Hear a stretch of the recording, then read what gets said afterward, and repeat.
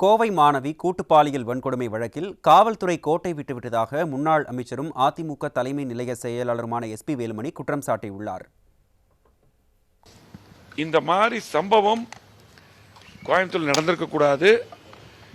இதை காவல்துறை கோட்டை விட்டு விட்டது. இந்த ரவுண்ட்ஸே கிடையாது, அந்த ரோந்து போறதே இல்லை. அதே போல பார்த்தீங்கன்னா இதுக்கு முக்கிய காரணம் அந்த அங்கே அருகில் இருந்தக்கூடிய அந்த மதுக்கடையும், அதே போல் எங்கே பார்த்தாலும் கஞ்சியா, இதில் தான் இந்த தவறு நடக்குது. இதை தடுக்காத வரையில் இந்த மாதிரி பிரச்சனைகள் அடிக்கடி எல்லா பக்கம் வந்துட்டு இருக்குது. கோவை மாவட்டம் அமைதியான மாவட்டம். இந்த மாதிரி சூழ்நிலைலாம் இங்கே சமீபம் இல்லை. அதே போல் அதிமுக ஆட்சியில் எடப்பாடி முதலமைச்சர் இருக்கும்போது கோயம்புத்தூர் அரசு police station number 1 police station தான் மத்திய அரசு விருது வாங்கினாங்க. இப்போ எடப்பாடி முதலமைச்சர் இருக்கும்போது அம்மா இருக்கும்போதும் கடுமையாக காவல்துறை நல்லா செயல்பட்டாங்க.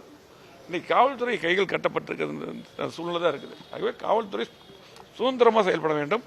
இனி இந்த மாதிரி தவறுகள் நடக்கக்கூடாது.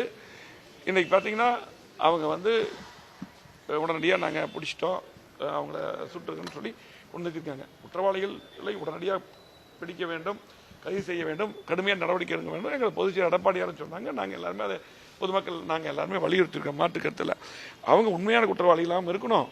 அதே போல் இனிமேல் இந்த மாதிரி அவங்க யாரும் செய்யக்கூடாத அளவுக்கு தண்டனை இருக்கும். அதைத்தான் எங்கள் பொதுச்செயலாளர் அண்ணன் எடப்பாடியார் அவர்கள் அதை சரியான முறை சுட்டி காட்டிருக்காரு. அதாவது காவல்துறை முற்றிலும் செயலில் இருந்த விட்டுருக்கிறத காமிக்குது.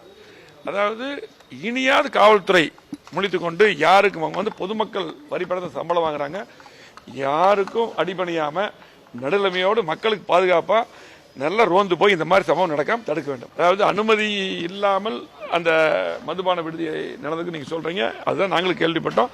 அந்த மாதிரி எல்லாம் உடனடியாக அந்த மாதிரி இருக்கிறதுல உடனடியாக தடை செய்ய வேண்டும். இதையெல்லாம் முற்றிலும் ஒழிக்க வேண்டும். அப்பதான் இந்த மாதிரி சம்பவம் நடக்காது.